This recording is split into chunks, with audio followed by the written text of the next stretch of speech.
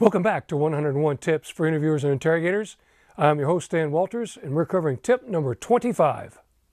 So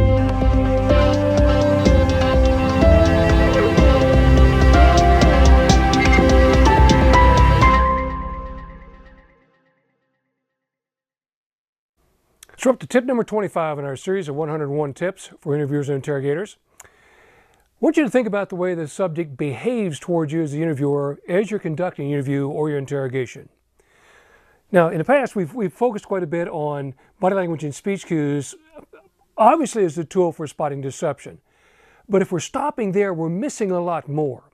We're missing a lot more information that tells us the subject's behavior, what should be our next tactic, what should I be doing next as the interviewer to progress the interviewer to some type of positive resolution.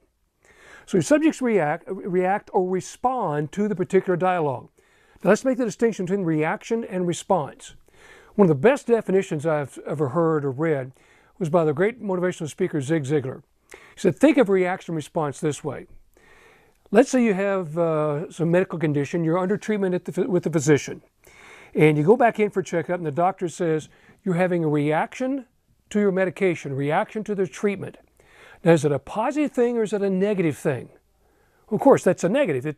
The reaction is not going well. There's something going wrong with the treatment regimen. Now, let's say you go to the doctor and he says, you're responding to the treatment. So how do we classify that? Okay, that means that you're getting better, that you're making progress. So think of the behaviors your subject generates as falling in one of those two categories.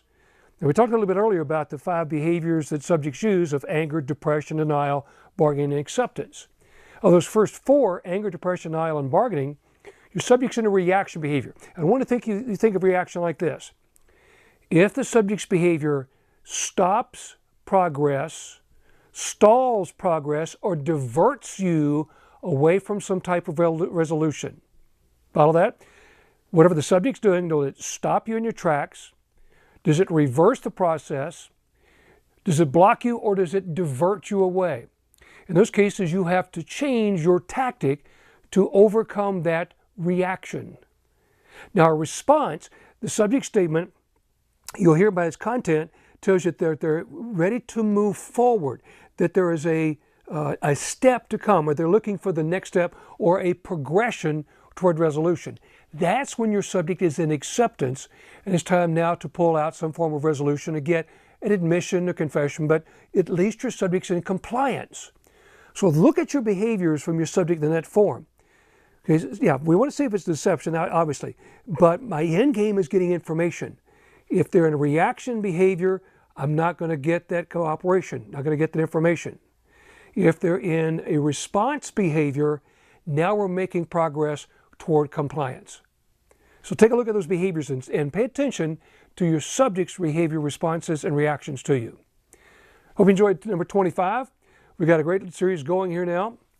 Please share with some other folks. It's not their fault that they're missing some of the interviews. It's not their fault that they're not getting the success interviews. It's because some of the training that's been perpetuated that is diverted or has distracted us from what's real objective and good progress and good tools. And many of these things have been disproven by mountains of criminal justice, criminal research. So pass this along to other folks. Send them the link. And also connect with me on Facebook, Twitter, LinkedIn, YouTube. Make sure to subscribe to the channel. If you just happen to find this one, there's going to be a whole series when we finish. So look forward to seeing you again when we get back to tip number 26. Until then, be safe.